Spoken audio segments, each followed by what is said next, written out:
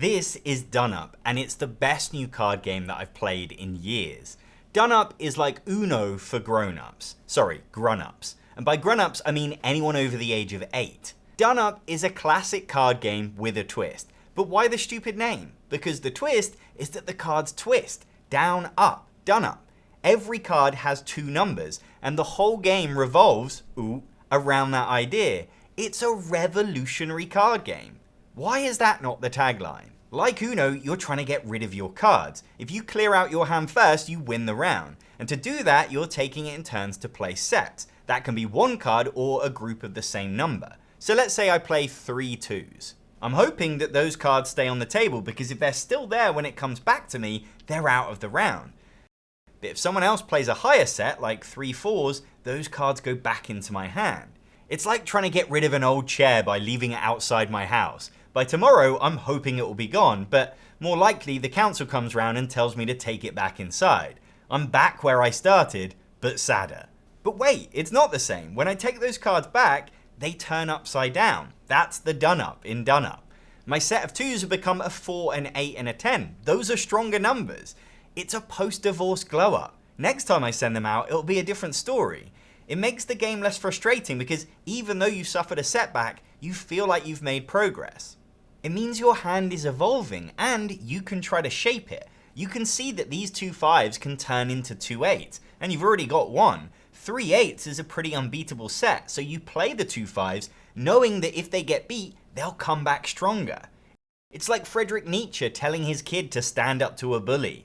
Did the veggie kill you? No, it made you stronger. This video is sponsored by Babbel, one of the top language learning apps in the world. If you're off on holiday this summer, now is the perfect time to brush up on some key phrases so you'll feel ready for whatever your trip brings. Don't just pack your suitcase, pack your mind case full of the local language. Because having conversations with locals will make your holiday a much richer, more memorable experience. I'll never forget walking through a town in Sicily with a friend who could speak Italian. We ended up chatting to some locals and they spent the night showing us around. Speaking the language makes you feel like less of a tourist and more a part of the place. It means you can ask them where the best places to eat are and find a hidden gem which hasn't just paid for reviews on TripAdvisor. Or even just show some respect by saying, merci, gracias, teşekkür ederim for a great meal. I just got back from Turkey for the first time and Babbel was so helpful for learning Turkish phrases before I went. İki kadeh serap lütfen was enough to get me 2 glasses of wine, or maybe I just looked like I needed them. So prepare for your holiday this year by learning the language with Babbel. You can get 50% off a subscription by using the link below, or get 50% off a Babbel group plan for your whole family or friendship group to learn together and save money because you can share the same login across 5 different devices. Sign up today with 50% off by using the link in the description below. Thanks, Babbel. Really, you're playing 2 games, and one is with your hand, trying to turn it into something special. That's what elevates it above other simple card games. You're building something, strategizing. When it comes together, it's so satisfying. Like timing every part of your roast dinner to be cooked at the same time. No one else cares, but you're buzzing. And so's your oven timer. Of course, sometimes it doesn't go your way. You play something expecting to be beat, and no one Dnups it. It should be a good thing, you got rid of those cards. But how are you going to get rid of this 2 now if you can't put it in a set? It throws you, but in a fun way. There's always something else you can try instead. The other game you're playing is with your opponents, and once again, Dnup does things differently. You see, Dnup is a ladder climbing game. That's where one person plays a set and the next person has to beat it with a better set, and you climb higher and higher up the ladder. If you can't beat the last set, you pass and do nothing, which can get pretty boring. In Dnup, you don't have to beat the last set. You only have to beat a set of the same size. If someone has a set of 3 down, you can sidestep that fight by playing 1 card, 2 cards, or 4 cards instead. It's like turning up to the boxing match, seeing the opponent, and deciding you'd rather fight in a different weight class today. Effectively, there's 4 different fights, and you decide which one to get involved in. Ben has played 3 4s, Anna has played 2 5s, and Tom has played 1 7. That's a fight you can win, so you play an 8, and that 7 goes back in Tom's hand. And then Rachel plays a 9 and beats you. It's one Dnupmanship. until someone can't be outdone. Up. It means big sets are still really important. If you play 4 cards, you're much less likely to be done up. And that's where managing your hand, planning for cards to rotate to create big sets pays off. It also means you can decide who to target. This game is a race. You need to get rid of your cards before anyone else. So if Ben only has 2 cards left, you need to get those cards back in his hand so he doesn't win the round. Beat his set and buy yourself more time. But what if you don't have the cards to do that? Well, Dnup has even more options for you. Instead of playing a set, you can add a card to someone else's set. If you add to Anna's set, it becomes 3 5s, and now it beats Ben's 3 4s. So he has to pick them up. And remember, they go back into his hand downside up, becoming a 2, 3, and a 9. You've not just disarmed him, but given his gun back to him in pieces. It creates these amazing collaborations. You and Anna are working together to keep each other alive in this Squid Game long enough so you can kill each other later. It also means you can get rid of a weak card like a 1 out of your hand forever. You can see all your numbers. If a card is never going to contribute to a big set, it makes sense to get rid of it. And maybe stitch them up in the process. If that set of 1s gets beat now, it doesn't come back to you. They have to inherit your trash. There will still be turns when you can't play anything. Even then you don't pass. Instead you rotate your whole hand. Hopefully that means you can play next time, but sometimes it makes things even worse. If I had one complaint, it's that sometimes you can get stuck in a death loop, when you're all trying to ditch your last cards, and you end up beating each other, done-upping cards which then beat them back, and it can take a while to get through. The final thing that I love about Dnup is so simple, but so rare. You remember how your over-competitive dad said there were no prizes for second place? Well, in Dnup, there are. This is millennial core gaming for the participation trophy generation. In any other game, if you're down to 1 card and someone else beats you to the win, it's pretty gutting. All that hard work and you're treated with the same disrespect as Tom, who's got 5 cards left. We're not the same, Tom, don't pretend we are. In Dnup, you keep going and fight for second place. It's such a great touch. Of course, it does give Tom a chance to come back in it and nab second place, but that's just good cinema.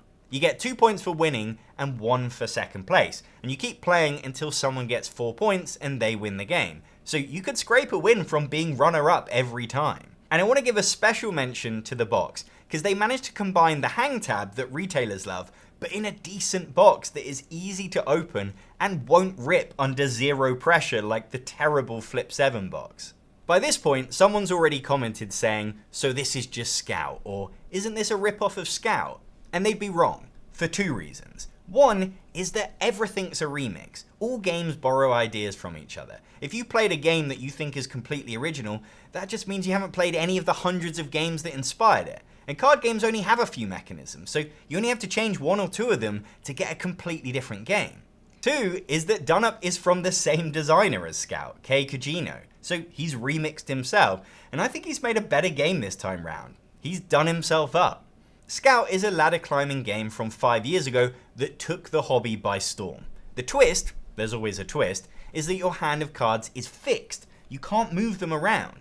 And you can only play a set if they're next to each other in your hand. So throughout the game, you're trying to prune your hand of weeds so you can connect up cards to create big sets. It has that same internal struggle as Dnup, but it does it in a different way. The cards in Scout are also double-sided, but you can never rotate your hand, and your cards never come back to you, rotated or otherwise. Instead, you can craft your hand by taking new cards. On your turn, instead of beating a set, you can take a card from it, putting it anywhere in your hand, but each card has 2 numbers, and you can decide which number you want facing up. It's a cool mechanism, but I found it creates a lot of downtime because it's happening every other turn, and there's so many options of which number to take and where to put it in your hand that the game halts while that player decides.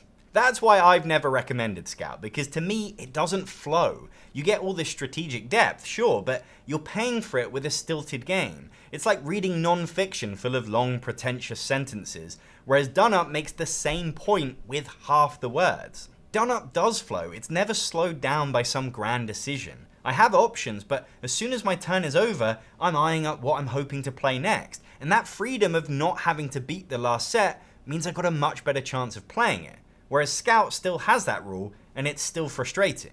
And so does Panda Spin, which actually did the double-sided cards that come back to you rotated before Dnup. But in that game, players can get really frustrated, passing turn after turn because they don't have the cards to beat anything. I played Panda Spin and loved bits of it, then played Dnup and thought, well, this is what I wanted Panda Spin to be. Dnup is the happy medium for this type of game. Scout was the perfect storm for hobby gamers. It's so clever and fresh, and brings strategy to a classic card game. Even the heaviest of Eurogamers can enjoy it. But I'd never play it with my mum, I'd never take it on a stag do, or teach it to my niece and nephew. It's not impossible, of course not, but in that situation I'd bring out Llama, which is Uno with some brains, but not loads. Dnup is the first game to bridge that gap. It's smarter than Llama, but not as intense as Scout. You can still play it with a non-gamer, but you'll get more out of it yourself. It gives them a taste of the strategy in a modern card game, but in a way that's super easy to grasp, so if they like it, it can be a gateway to more complex games. Or not, because for me, this is the pinnacle. It's the perfect level for a card game. I could play it with anyone, and it gets me excited every time I play it. It's fun at 3, 4, and 5 players, even has a funky version for 2 players that totally works. I would play this in a pub, take it on holiday, use it as a filler on game night. I can't think of a situation that this game doesn't work in. Okay, it's not great in a hot tub. I'd recommend it to anyone. If you do want to buy it, there's a link below that supports the channel.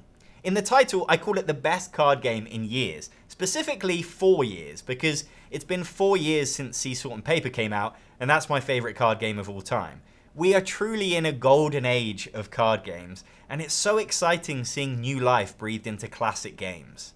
This is the first review of a single game that I've done in 5 years, because they don't get as many views, so if you like this video, please click the like button and share it with a friend and leave a comment on what game I should review next, because I'd love to do more videos like this. This is a special extra video funded by the benefactors of my Patreon. You can see their names to my right. Thank you so much to all of them for making this video possible. I'm John Perkis, thanks for watching.